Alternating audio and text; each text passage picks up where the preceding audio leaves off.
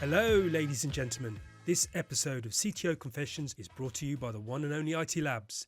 And your host today is me, TC Gill, IT Labs Chief Talking Officer, and I'm speaking from London, UK.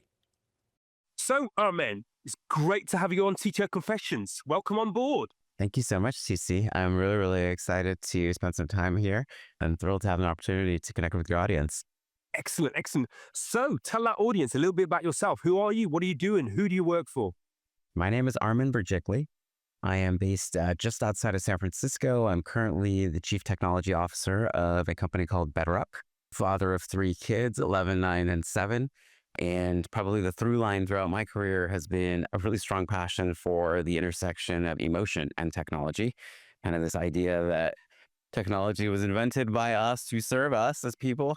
But for far too long, it feels like we've been doing the opposite, which is sort of using the language of technology, sort of awkward ways of interacting with it, and really not equipping technology to understand us. It means that we are beings that are both logical as well as emotional. And so I've had a through line throughout my career of how do we give some insight into how the human participant in the technology equation is feeling in order to really get the best out of our tools. So I'm really excited to maybe dive into some of those things today and the teams, the companies, the adventures that we've had on that path. Brilliant. I'm looking forward to that conversation. But before we jump in there, I'm really curious around what BetterUp does. What's the problem that it's solving in the market? So BetterUp is in the business of human transformation. It's a pretty big space. Now, let me give it to you in a very visceral format, which is we service companies that are trying to obviously achieve performance goals and their aspirations, and their greatest asset is going to be their teams and their people. That you've heard before. The part that we're really uniquely addressing is there's a gap. There's a gap between where the executive team, the CEO believes that the company should go, the priorities, the goals, the aspirations, the culture, the values, the methodology. That's espoused. It's in the documents. It's in the values page on the website. It's said in the quarterly, annual, or investor calls. And then there's a gap between where an everyday employee feels that their execution is pointed and their vision is oriented and their priorities are set. And really what we'd like to do is close that gap and say, if I think the priorities of my company are X, Y, or Z, and I as an individual working at this company, I'm inspired and aspire to these goals, but obviously I want to contribute in a way that increases the performance of my organization and benefits us all in that way.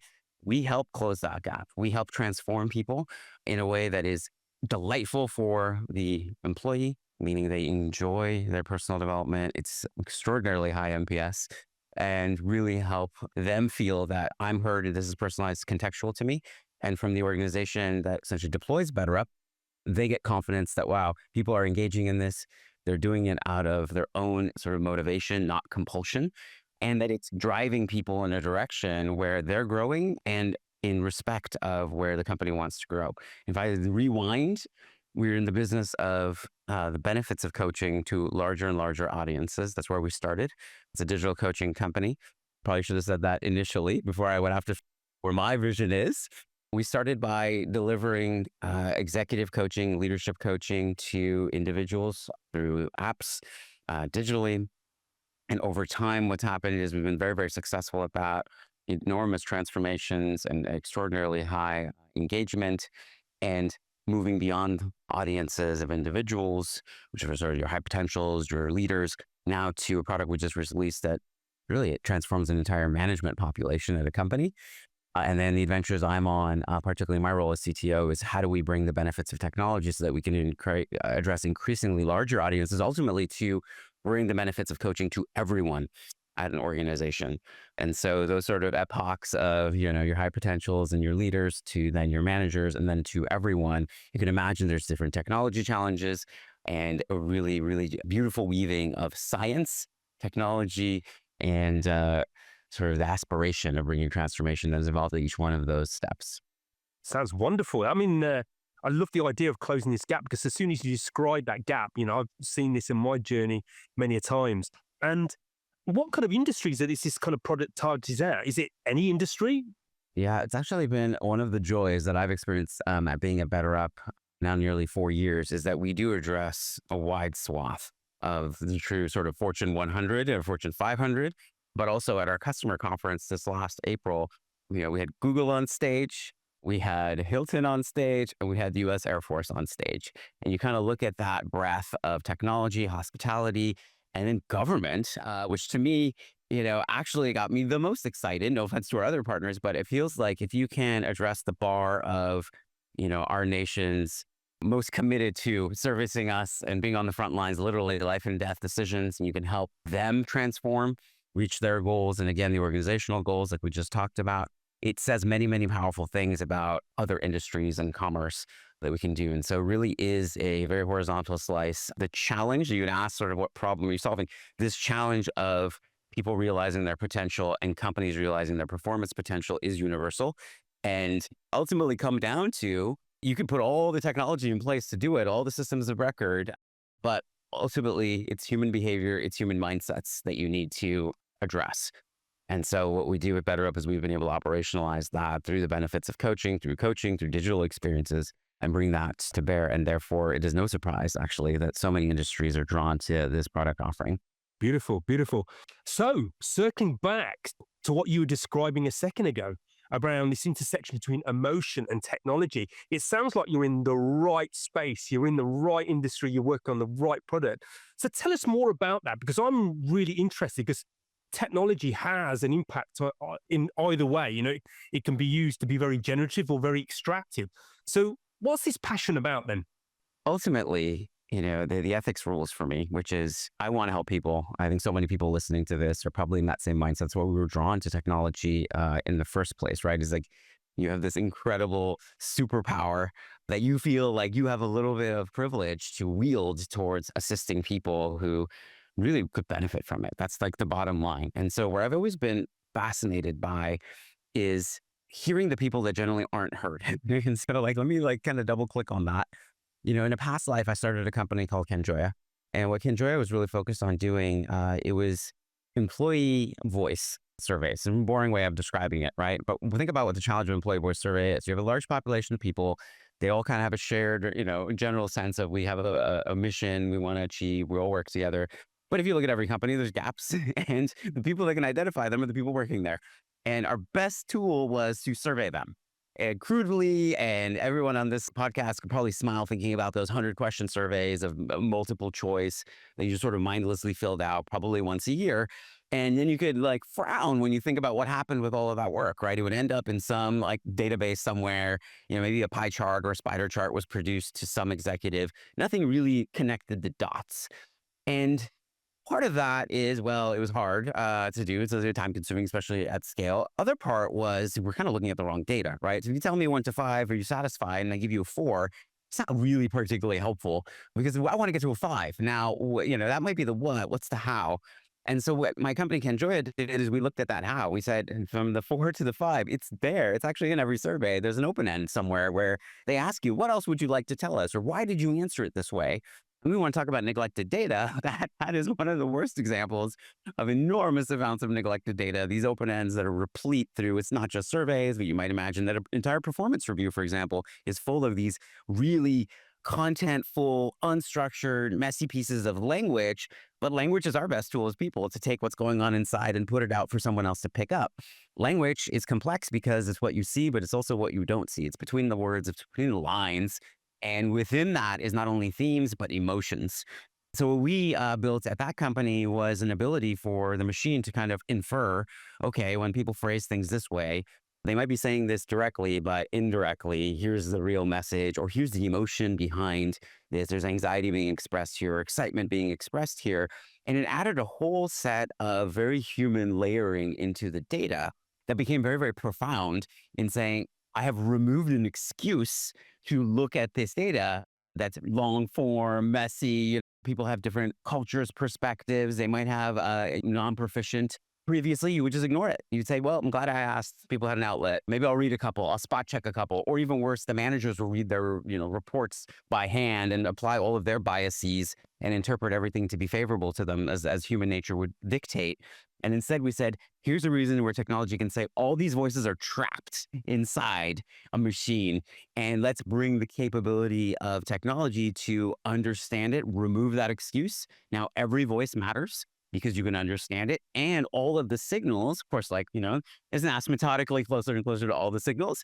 But more of the signals that were put into that content would really TLC, tender loving care from the people who wrote it, can be pulled out and seen and lead to improvement and lead to action. And so that is an example of how I've tried to say that emotion in technology is not some esoteric academic concept. Emotion is implicit, it's replete through every interaction we have with technology. Can we make the technology aware of it so that it can then service us better? Not try and simulate it, not try and be an empath or a sympathy provider. Those are all incorrect, but it's much more recognize, use it as part of its capability set to serve us. I don't know if that helps kind of infer a little bit more or cast a little bit more color on the things that are fascinate me.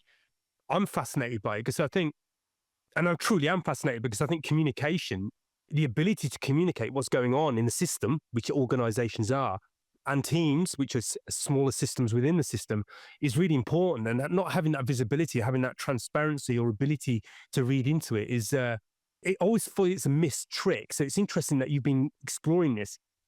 One of the things as you were describing that kind of came through is that when people write text, this is just an example. So sometimes when people write a message, let's for example, an email or a text, it can be interpreted in kind of one way or the other.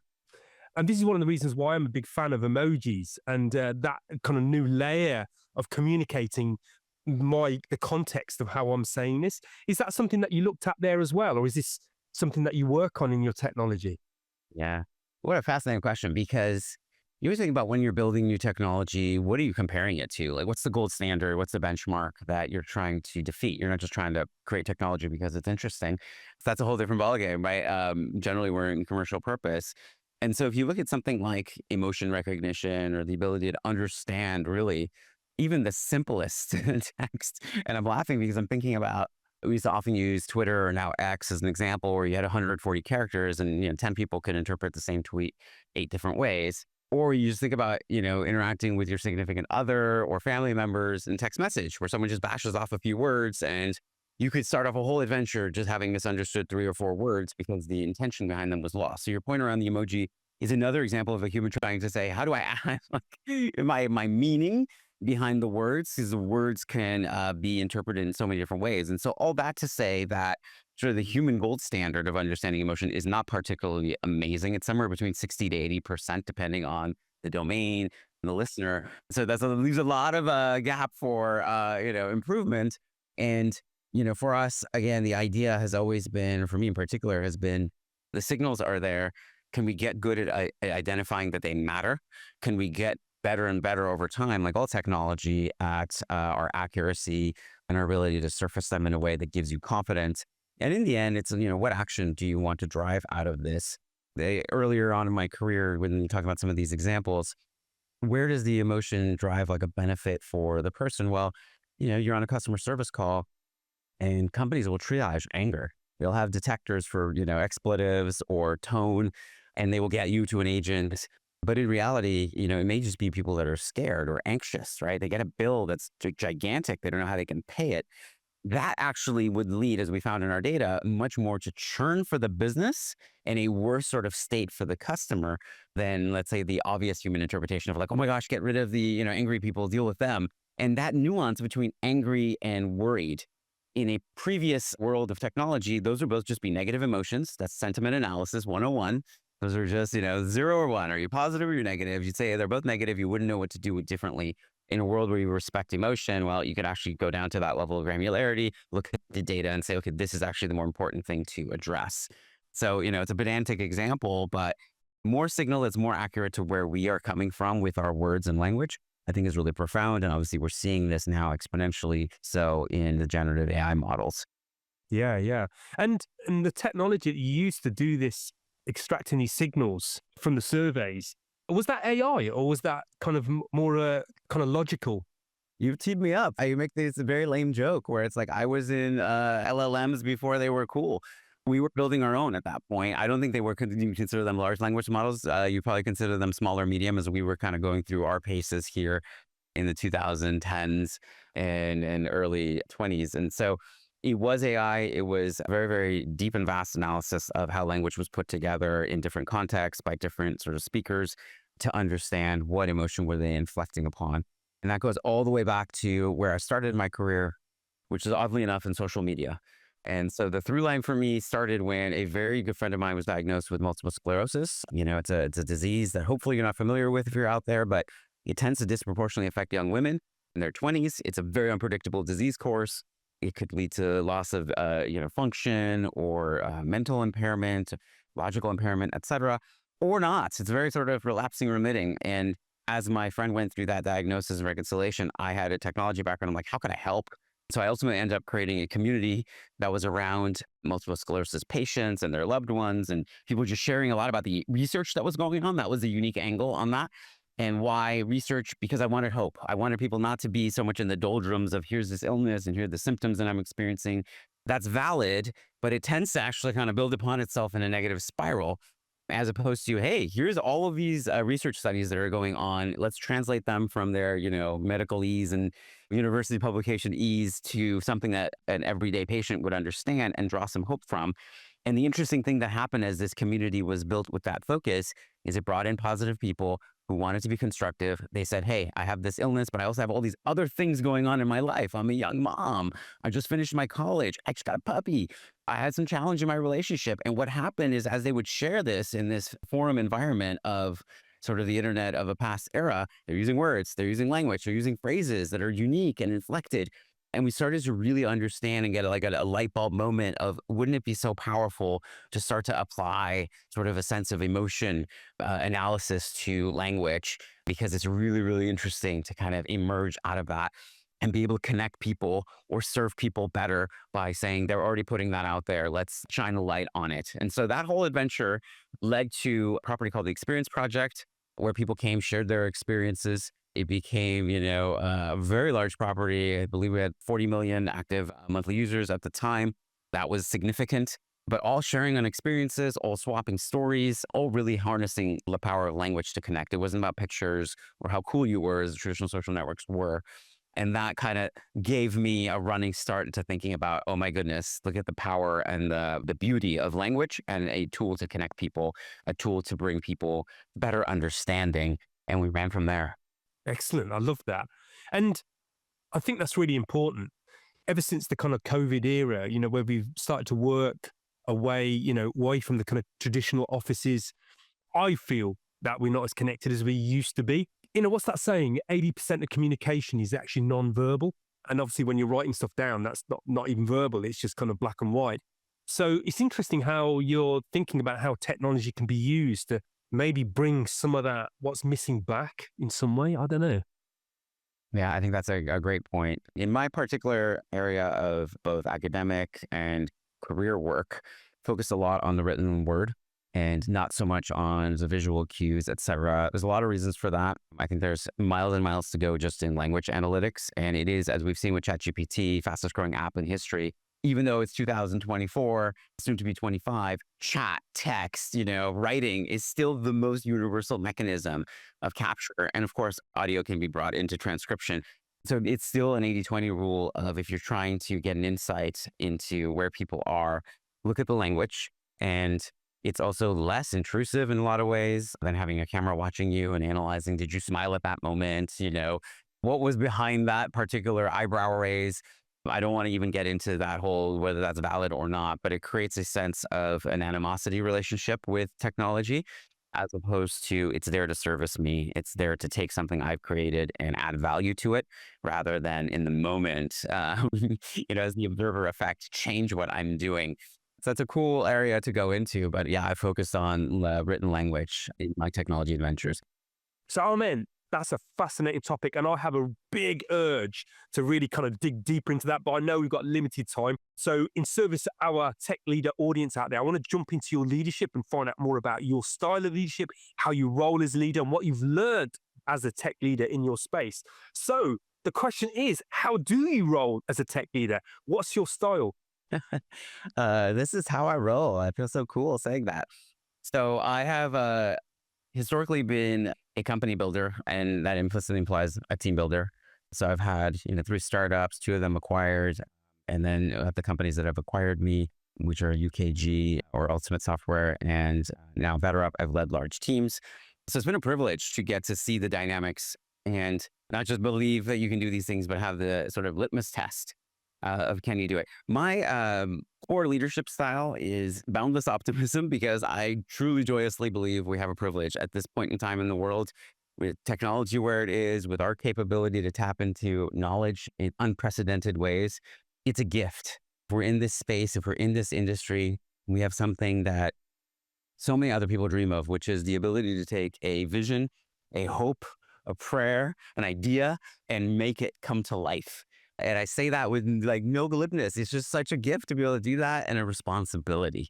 And so if you hear me say that initially off that question, you can kind of get a sense of how do I build teams? How do I recruit? What types of people am I drawn to? It's those people that I want to unlock, that who can share in that vision. They can share in that sort of, endless learner's mindset, where it's like, hey, I may be an expert, but an expert in a space that is constantly seeing the ceiling raised and is constantly having new disruptions as a core precept of the space means that you're always educating yourself or needing to educate yourself. And so I want to start with that as a calibration, where we are, the privilege, and both, the Spider-Man story, quote of, with great power comes great responsibility, but also comes great joy. And so, when I come into a team, whether I'm building it or building from it, first thing I want to see in an engineering team or an IT team is that sense of boundless, like we can do this. We want to do this. Life is short. We only even like your working career is even shorter subset of your life. And so if you're a hard worker, you're passionate, doesn't matter what you're doing, you're going to put your all into it. And so this is where we're going to choose to put our all into. And so we should have a vision lock on at least that emotional calibration, and then that the mission of what we're doing is worthwhile amongst all the other missions. So this seems very easy, abstract, pie in the sky. Of course, work is tied to economic remuneration and enabling your life and so on. That comes with the territory. But first and foremost, it's that sense of joy, optimism, excitement about what we do. We start there, then we can pick up from there. Brilliant. I love it. I kind of sense it actually as you're kind of talking. So I'm curious how you find the right people that fit into this. What's the trick there? What's the magic trick? Everybody's going to be all ears now about this. How do you find the right talent that fit that bill? Yeah, I mean, it's important to give voice to that side of it because the tactics of I need to also have the world's best, the top of their game. They're going to, shine brightly, whether it's a technology test or being put in front of a customer. To me, that's implicit. That's sort of the table stakes. It's the other side, the squishy side. It's where we started this whole conversation is about, what does BetterUp do? Well, we help people take that squishiness of human potential and operationalize, realizing it yourself and helping the organization you work for in that same process. And so I come at it myself with immersion. I love the space that I'm in. I hope to, be an expert in that space, just to the point that you can be an expert with the bar constantly raising. But there's a joy in that. People who are around me know that I'm not a mile wide and inch deep. I try really hard to follow sort of the Apple leadership model in some ways, which is your space really, really well. And the business that you're in horizontally really, really well, which is hard, right? We do hard things. That's why we want to pursue the really interesting, challenging problems and not incrementally improve upon something in a more established space. We like to be blue ocean thinkers where no one else is swimming around you. And so this sort of mentality will attract and will inflect your job descriptions. It'll inflect your interviewing rubrics to say, can I get the heart and the mind? Again, it can sound fluffy, but it actually is pretty straightforward to try to put into words, requirements, questions, and expectations of your team. And, it leads to a really, really important part too, which is if you make it through this cut and you're on this group, I got you.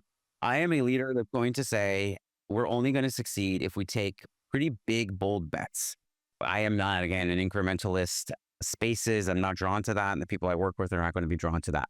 People are only really comfortable taking big, bold bets if they, one, have internal confidence for the reasons we talked about. They're competent, they have the right skill sets and so on. Sure, table stakes, but they have to be in the right mindset to do that. And where's that mindset come from? Well, their leader is interested in that, and their leader will be behind them when inevitably big bets fail. So you take some swings, to use an American baseball analogy, you're not going to hit the ball every single time. And to expect that is going to make people actually, and ironically, take less swings because they're going to be like, it's got to be perfect. It's got to be when I've thought everything through, and it's got to be when I already know the outcome. And already when you get to that, you're like, okay, well, that means you're not innovating. That means you're not actually pushing the frontier forward. And what we call at BetterUp, sort of the value innovation curve. Like, can I give you more value continuously via the virtue of innovation? I think that combination of here's where we're excited to be working in this space. Here's the expectations I have of like short lifetime to get to inflect the world through technology. Let's pick the best battles to go after, and then make sure that the team understands that you're there and you understand how this game works. You understand that there's going to be some areas that you underwhelm, but you're going to keep going. The waves are going to keep crashing, and you're not going to shirk away from the responsibility as their leader when those things don't always work the way you want them to. That sets up a really fun environment, constructive environment, and a vital one where innovation is a core value and not an accident. I love this. Kind of mentioned the word expectations there. I think as leaders, many leaders out there haven't learned that trick. I think you have to be really explicit about what the expectations are, because people can't read what's in your mind. And as a leader, you're trying to set up the space to kind of create certain results. And I think you've got to convey that as often as possible, what the expectations are, and to invigorate people around that. I think this is a really important point, because you can kind of dive into this in lots of different ways. There's implicit and explicit expectations. Implicit ones are really important too, right? Let's not neglect that, because you could have the world's greatest document that says, here's all the things I expect from you. And every CEO will be like, I have that. And yet I wake up every day thinking about, why is the team not doing X, Y, or Z thing? And so you set implicit expectations by how you model yourself, how you interact, particularly in large group environments, especially now when many people are either partially returned to work or still remote. There's precious few opportunities to really model these types of interactions with groups at large. Let me show you an implicit leadership example, hopefully, that we did our own team here at BetterUp. Shortly after moving into this role of leading the engineering team, one of the things we did at an all-hands meeting, we impromptu called up someone who had created a bit of a hackathon project. But not quite over a weekend, but similar in that vein. And we're like, hey, show people, what are you working on? It's really cool. And of course, the initial reaction is like, oh my gosh, this isn't ready. It might fail. It might take too long to load. But I acknowledged all that up front, that, hey, this is the kind of things that are exciting, that people should be taking some cycles on. And it's very likely that, given a demo Murphy's Law, it's not going to work out.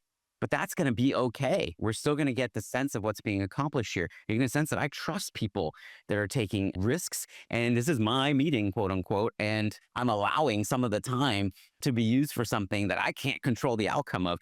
That's implicit and explicit in some ways, but mostly implicit leadership of like, show how you do things and put yourself as a leader into potentially uncomfortable situations that validate, hey, this guy will actually go to bat for me. This person will stand behind me if I take some big swings.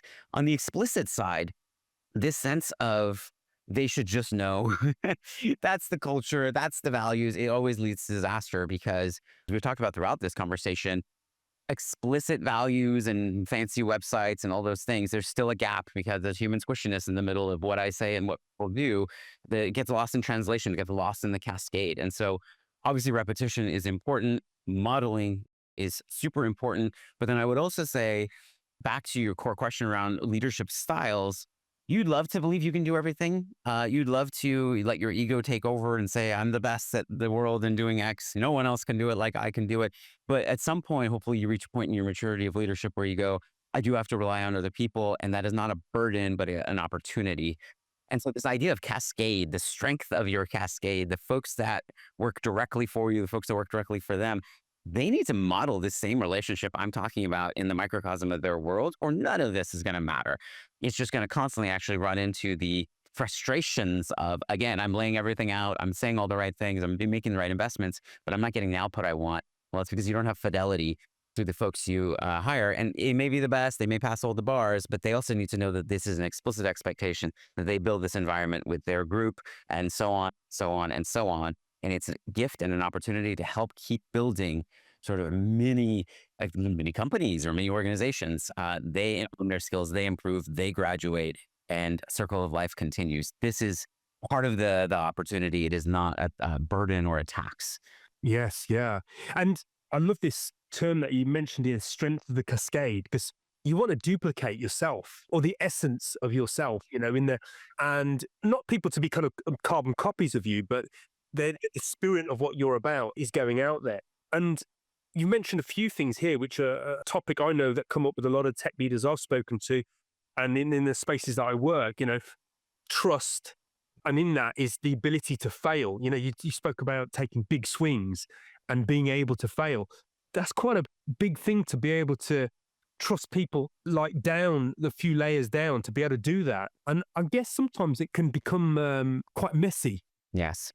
And so here's an interesting point, which is if you're going to enable your people to do these things, or you're going to, target them and point them and say, it's okay, go do that, you still have a responsibility as a leader, because there's other people I work with, right? Like it's interesting, my team is the R&D team, right? Technically on a piece of paper, but my real team is the rest of the leadership group, right? The cross-functional, the sales leaders, marketing leaders, the customer service leaders, et cetera. That's actually my core team, if I think about it. And so I have a responsibility to them on behalf of my people to say, here's what we're doing. Here's the risks we're going to take. Here's why it's going to be okay if things don't work out, because in the long run, we're doing X, Y, and Z that will cascade up into success. We're not willy-nilly, trying to fail on purpose, et cetera. It's just sort of setting the expectations. Your people see that. They don't see it directly because they're not in the same room where all that happens, but they see what happens when something either succeeds or is a underwhelming outcome, how it's handled through the rest of the organization, the vibe, the feedback they get. And they know that you did or did not do the hard work in the back rooms to set up your team for success. So they love that you bring this up, because I think it's very easy to look at it from a top-down perspective. Here's the group of people that technically report to me. Let me make them perfect because I'm such a brilliant leader. But no. There's a whole bunch of expectations on your own personal growth, regardless of your position. I don't care if you're the CEO or the leading the board of directors. You still have a team. You still have responsibilities, whether it's to other cross-functional leaders, to a manager, or to your investors. Someone always has topward cascade. And you better invest time in that in order to make your downward cascade actually work out in the long run. I think it's a really, really important point, and one that I think is an eternal growth opportunity. Love it. Love it. So as a tech leader, what keeps you up at night? In my world, what keeps me up at night is this sense that we know a lot about how to help people. In the BetterUp world in particular, we've had 4 million coaching sessions over, the last better part of a decade. We've seen successful transformations. I want to reach more people. I want to be able to tap into that knowledge base and say, every single person, there's this concept called optimal distinctiveness, which is actually what I'm probably most obsessed with right now. And this optimal distinctiveness is it's a very complicated set of words for a very simple concept, which is every person, myself included, yourself included, we feel like we're a unique snowflake, right? There's no one that's existed just like me before or after. Like, we're unique in this world of billions and billions of people. However, there are many experiences shared. There are many paths that are tread that are very similar. And so human nature is actually, we want to feel like we're special, but we're part of a crowd. And diminishing the optimal distinctiveness scientific language, but that's what it is. And I feel like you can build products that get people to that feeling, and they do it ethically, and they do it based on real data. You've unlocked something, which is now I'm comfortable to invest in myself and continue to make myself the best version of me that can be, on sort of the shoulders and on the tailwind of the experience and wisdom of the people that have come before or alongside me. And so to your question, how can I unlock optimal distinctiveness in every product experience I build when I'm privileged with a knowledge of technology and immersion in the AI space, a deep passion for language analytics, et cetera, and in the BetterUp case in particular, lots and lots of insight into how human transformation happens across every industry role, managerial status, et cetera. And I need to unlock that. That means use technology to reach larger audiences, use technology to eliminate excuses or economic barriers that have stood in the way in the past, So I think to me that when you ask that question, that's where my mind is at as a technologist that's hopefully trying to be purposeful. It is to try and build more and more of experiences in that vein. Love it. No, that's a term that I've never heard of before. So thank you for bringing that. And I gather there's a lot of tech leaders out there going, wow, that's an optimal distinctiveness. And so have you succeeded in any way on that front? Because I think I see loads of use cases, loads of scenarios where that would be absolutely kind of like brilliant.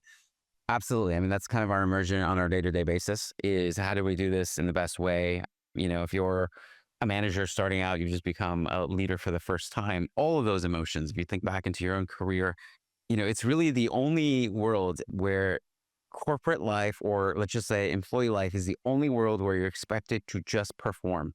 You're not expected to train. You're not expected to have a coach. You're not expected to study or practice even. You just perform. And when you say those words out loud, you go, oh my goodness, you're right. That is so strange. From 21 on or what have you, whenever you start your career, you're just expected to be on all the time. And so where we unlock that in our most recent successes in product, we built a product called Manage. It is designed for those managers to help them develop and get into a little bit of that sense of, here's what's important to me, here's what's important to my company, and here's the wisdom of all of these people that have come before me and have been a product manager for the first time, or an operations manager for now a 50-person team in this industry in this time, and bringing out elements to say, these are the ideal things you should do right now. This is an experience you should have. Maybe you should talk to a human coach. Maybe you should do a role play with an AI agent. And none of them maybe, but removing that and saying, actually, I know this is the best thing to do right now if this is your goal and this is the context of your company. And we have science and history and data behind us. And being able to convey that to people is profound, because you see massive impact on their personal satisfaction and the productivity and performance of their company. That's our entire sort of day-to-day work here. And so it is a long-running adventure to get after it. It's a worthy goal to achieve. Fascinating. I just want to jump on your products and have a look now. So this is really, really good stuff. And I'm going to look into it more after this podcast, so hopefully we'll have some more conversations around that. And I was going to ask you what your passion is, but you've already said it. This is your passion. This is your thing. The way I frame it, though, is I'm the child of immigrants. Many people relate to that. My parents were engineers and chemists in their home country. They came to America, and, my mom worked in customer service. My dad became a real estate agent, sort of put food on the table, got us through amazing childhoods and helped us through college. They did their thing at self-sacrifice. And now I have kids. I have 3 kids. And I'm like, okay, well, I got the benefit of my parents' investment.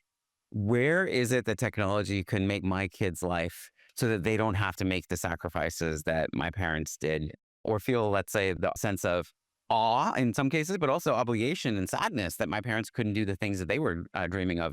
If my parents had coaches, if my parents had these products to help them develop at every stage, maybe they would have had the confidence to say, okay, I can take a risk. I could take a big swing and leave this steady job and go back into my personal passion or my area of expertise. And so I think about that lens a lot, that 10, 15, 20 years when our children or our grandchildren are in this work force. What are the capabilities that they have? What is the confidence that they build off of? And how fair have we made it? There is all this knowledge that exists. There is all this wisdom that exists. There is all this science that exists. Did we, as the technology leaders of today, harness our skills, our teams, our leadership capabilities to build the capabilities for them to take almost all of this for granted when it's time for them, and they have the confidence to take the next set of challenges on? So my passion is really, in some ways, you could say my kids, but it's combining this sense of like, well, what do I do? What am I good at? What have I dedicated my, waking cycles to? And can it lead to a better road for them based off of the road that I've traveled? So many people have that same shared story. So that's what drives me beyond. I would say very tactical answer. Let's get off the lofty. I've spent a lot of time in analytics in my life. Meaning like, here's some data, let's like incite ourselves as much as we can. That can lead to a brick wall at some point where you emotionally go, I am educating, but I'm not addressing. I am analyzing, but I'm not acting. And so for me, in this era of my career, why I'm at BetterUp is I love analyzing data in new ways, especially really powerful data that can, we talked about, inflect people's potential. And I love being able to then act on it in some really thoughtful, scientifically backed way, that if I know this situation's happening, I can do this thing. I can deploy coaches to this group, or I can deploy a set of AI experiences that are practice oriented to this group. And then I can measure it again and start the loop all over and say, did this thing I hoped work? If it did, awesome. Like we'll do it even better and faster next time. If it didn't, kind of awesome too, because I've learned something that this, hypothesis does not always work. And that'll inflect the decision we make the next time around. This is the attitude of it's good to succeed. It can be good to also be wrong if you always are putting it in this like thoughtful cycle of building knowledge and awareness. And so a loop of identify, then transform, and then measure is very fascinating to me. It's also a passion. And that's, I think, how you take the emotional and the aspirational and you make it real as you look for those types of flywheels and opportunities. Wonderful, wonderful.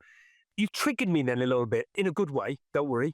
So one of the things that I struggle with and many leaders in general struggle with is that we're always in this kind of like, I put it this way, an obsession to measure everything. And some things can be easily measured, okay? And some things are more subjectively measured. And some things I feel are so fluffy, you can't measure them. And when we're in the kind of world of emotions and the squidginess, so I love this term that you use, the squidginess of humanity. When you're in that kind of realm, it's really difficult to measure this stuff. Is that something that you've kind of mastered, or is it something that you get enough of a reflection, an indication that things are going in the right way? How do you do that? How do you measure some of this stuff? It makes me think of this apocryphal quote. It's attributed to Einstein, but it wasn't. I'm going to do the same thing because it's easy to think of it that way. He said something, whomever said, not everything that counts can be counted, and not everything that can be counted counts. And beyond the word twister, right? It's like we love to just like observe the obvious, and then we sort of deify it and put that on a pedestal because it's easy and it seems like, hard science just to count everything around you. But maybe the things that actually drive are not being measured, they're not being observed, they're not being valued. And to your point, really, it's a deep immersion in whatever problem is you're trying to solve to find the real levers and removing let's say the blinders or the excuses, or just less judgmentally, just the practical limitations that have maybe prevented us from solving problems cohesively. And so if I zoom out, whatever problem you're trying to solve, there's a fundamental unsolved part of it. Otherwise, you wouldn't be in the business, right? There would be no money to be made, there would be no commerce to be had, there would be no investment, et cetera. And I think a lot of people try to get into solutioning very quickly because they want to show results, or they fall into their comfort zone of this is what I learned when I was in school, my first couple of jobs, therefore I'll apply that.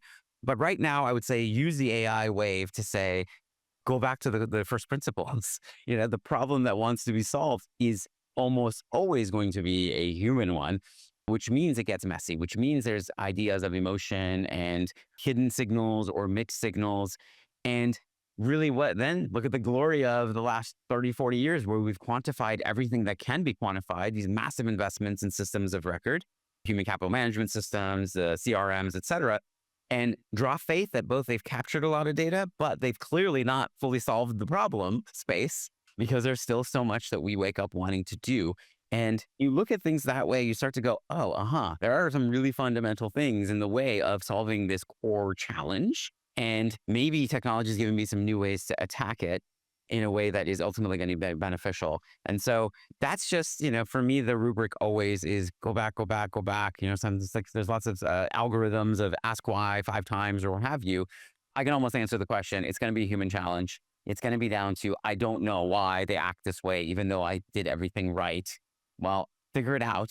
Figure out what the signals would be, where they're being put out, and how you can, in a very healthy, ethical way, help people go the way they want to go. There's a whole other world where you could be manipulative, where you could, in the more, let's say, advertising-oriented world, you're trying to get people to do things they may not want to do. And, that's a whole other realm we haven't really delved into, but hope you can see it bleeds from every one of my pores is like, we should purpose technology for good. It should be ethical. It should be aligned with what people want to do and helping them achieve those goals. And more often than not, the vast majority of problems are exactly that space. Everyone has good intentions and has the same sort of direction they want to go, but the paths are meandering and they get lost in the cascade that we talked about, or they don't have the tools or the guidance or the confidence to be able to go that way. And so that's how I would think about it. It's very likely to be a human challenge. You now have more capabilities than ever in understanding the challenge and being able to inflect it. And then, of course, stay true to the principle that we as technologists should always think about the good and the ethics that we can bring to the world. I think that's a responsibility we should all share. Fantastic. And as you were describing that, we kind of mentioned something offline. I'm a ORSC trained organizational relationship systems coaching. And the thing that focuses on is the relationship within systems. So when you're creating teams, when you're creating organizations, even families, this is basically a web of relationships. Can relationships could be measured? It's a big question. And it's like sort of like, to what end would you be wanting to do that? First thing I would ask, right? It's like, what's the problem I'm trying to solve? Can relationships be measured? There's lots of signals in them. I think it gets into when it's a N of a one on both sides and the person is known, you lose a little bit of the power of aggregation and pattern finding, and also the safety of that. You really try and say, I don't want to like analyze and microanalyze you and everything you're saying or doing, even though there may be a worthy problem to solve on the other side of that. It brings that observer impact that we've talked about before. It changes the behavior, which may then become unethical, or it just really kind of is almost too intrusive in some ways because both parties are engaged in a relationship. I think in work, of course, you have a different type of relationship. There's all kinds of sort of public signals that you put out that you could say, I want to improve the relationship between a manager and their report. I know this is a manager style. I know these are the goals and aspirations of this individual employee. And can we pick up some of those signals to help them have more effective communication or more effective working styles? I think that's an obvious opportunity, one that we at BetterUp work on as well. When it comes to relationships on the sort of emotional and familial side, less my area of applying technology. I think that can start to stray into discomfort. Thank you for answering that, or attempting to answer it. It's a big question, I know, but it's a personal passion of mine, how we can maybe kind of shine a light on that thing that we all sit within. We sit in this web of relationships. So as we come towards the closing arc of our time together, unfortunately, Armen, I've got some nice warm questions for you. So on your journey to tech leadership, you kind of touched on this a little bit, but any advice that you give to tech leaders or aspiring tech leaders out there, how they could maybe navigate their journey to maybe get to positions like yourself, leading tech and being in that space, really making a difference? Yeah, get a point of view, I think is the first thing I would say. I think the world at large tries to beat that out of people in some ways. I was trying to find more elegant words for it, but I lost them because that's really what happens, right? It's like you're scared to stick out. You're scared to take a position. It's risky implicitly. It doesn't have to be like, oh, physical risk or some dramatic thing that I'm making it, but you bring attention to yourself if you take a point of view. And therefore, a lot of people don't do that. We talk a lot in our world with Brene Brown, who's a great leader of sort of organizational development. And she points out how just people flee from difficult conversations, difficult positions. They'll do anything not to put themselves in that spot. And so first thing I yell loudly is get a point of view, be comfortable putting yourself in a difficult spot to defend that point of view and be malleable, of course, right? One could always be a learner. But why I say this is if you can get a point of view that is thoughtful, it is representative of the fact that you care about something very deeply, that you have understood that you can harness the resources available to educate yourself. Implies usually, particularly if it's an non-obvious or unpopular point of view, that you have spent time with primary sources and you've started to synthesize what they're saying about this particular arena in a way that no one else has. There's infinite opportunity for human ingenuity. There's infinite opportunities to figure something out that no one else has. I don't care where AI goes. This challenge of people are saying one thing, but the real issue is X. It's so much of what we talked about today. And that is the magic of someone that is going to be an effective leader, not because of tactical skills, but the fact that they can then harness other people to say, you're so right. I see it too. Thank you for putting your foot out there and guiding me to it. And so whether you're a product manager day one, you're an engineering manager, et cetera, I'd say like immerse yourself. You should be aligned with your passion for this particular industry or space or problem space. Go get educated on not just the book knowledge, but the primary sources, and then be comfortable saying, this is what I believe. Tell me what you believe. What you'll find 9 times out of 10 is most people will be like, you're educating me, you're informing me. I might help polish what you're thinking because of something I've seen. But the fact that you took foot forward means that, whoa, like you're helping me think I could start seeing progress towards this problem rather than a lot of just thinking. And when you start to see that ball start to roll, particularly in research and development positions where it's like, we talked about you couldn't be a dream to reality person, a strong point of view based on all these really healthy contributors to it leads to a really, really successful, let's say, space and opportunity.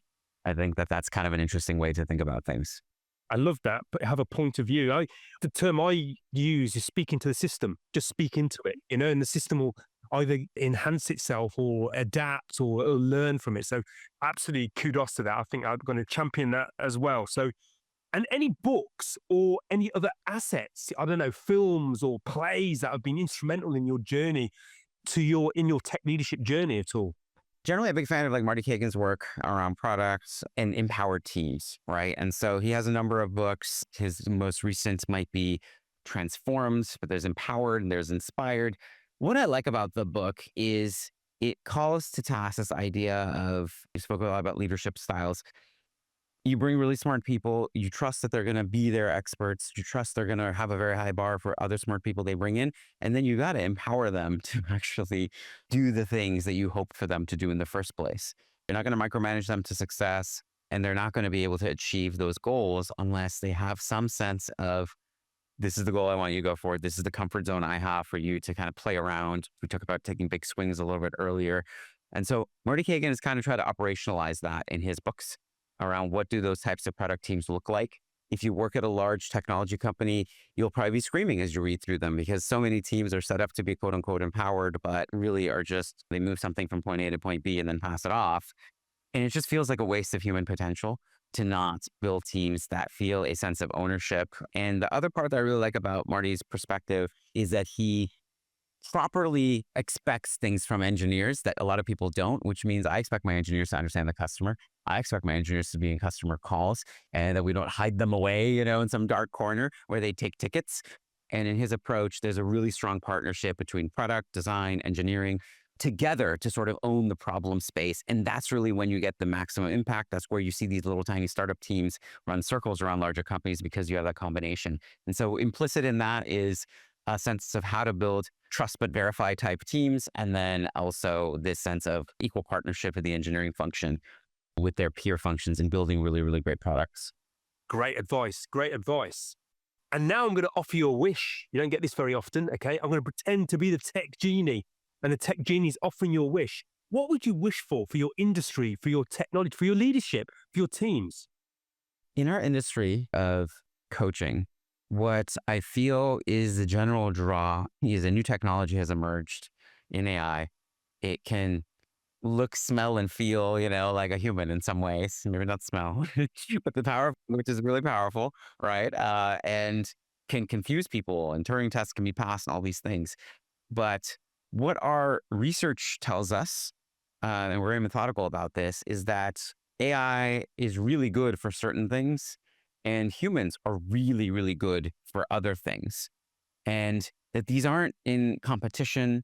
It is not a race to zero where it's like, where can I take a human and just disassemble them in any possible way and turn them into code and make a bot that has a cute name, maybe an avatar, and now that is a coach.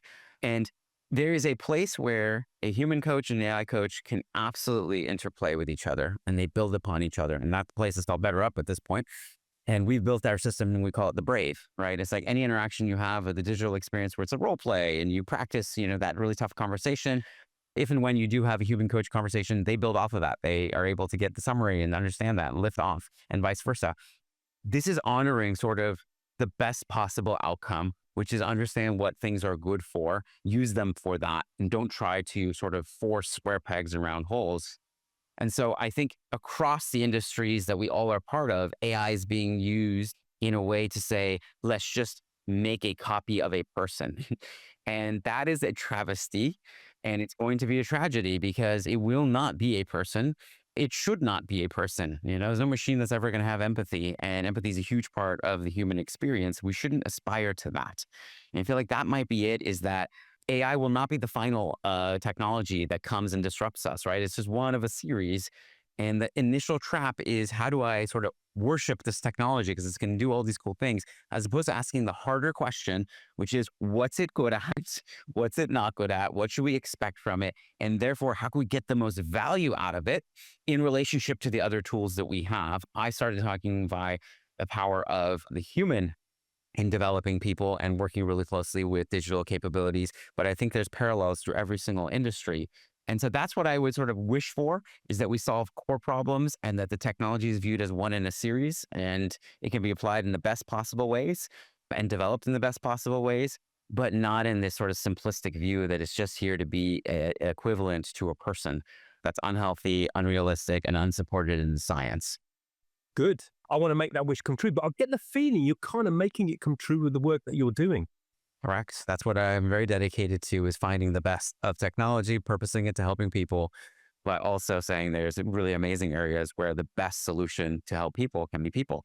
So that could be sort of the eternal challenge that we think about, building great product experiences that find the right thing for the right person at the right time. And we're blessed with some new tools and capabilities every X years. It's really amazing. Back to that joy and optimism. Like, how cool is it when we get to do what we do? And our peers keep bringing us new opportunities to approach old problems in new ways. So what a fun space to be in. What a fun audience to share that with. Thanks for the privilege of getting to chat about some of these things with you. Fantastic, fantastic. So as we come to the full stop of the podcast, is there any other final key takeaways that you'd like to leave our tech leader audience as we part company? We've lost the ability to form communities because we've lost, sort of our traditional means of getting together. And I think that the benefit of connecting with other people that are having interesting thoughts and that can be sort of polishing stones to each other. I just put that out there to say, as every generation comes online into this particular working world that we're all part of, to try and value that, try and build those relationships. I have this saying that even in enterprise software, people buy software from people. It's the relationships that matter. And so as my kids grow up, I keep trying to inflect upon them that the technology is crazy powerful. It's going to become even more powerful. And I want you, just like me, to be the world's best at applying technology.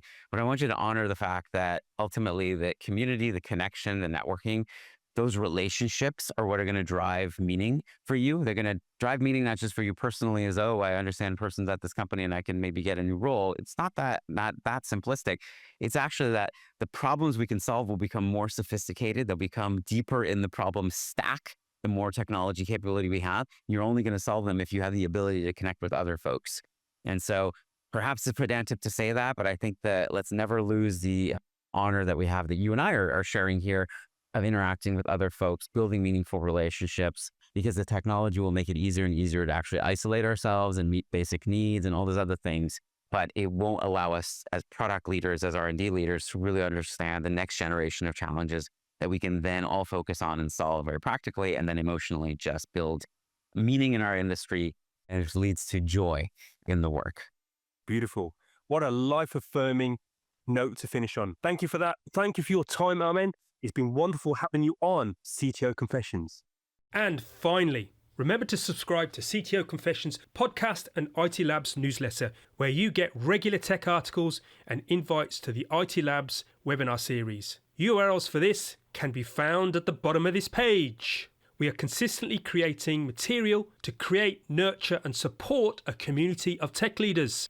And of course, if you want to know more about IT Labs services, including our Teams as a Service service, please don't hesitate to get in touch. As mentioned in the intro, please think of us like tech leaders' favourite off-the-shelf service, providing agility, high-performing teams off that shelf with a wide breadth of skill and knowledge. Well, that's all, folks. Look after each other and keep safe. Wishing you all a good day or evening wherever you are in the world from all of us here at IT Labs. Live long, live well, and prosper. Until we meet again on the next CTO Confessions podcast.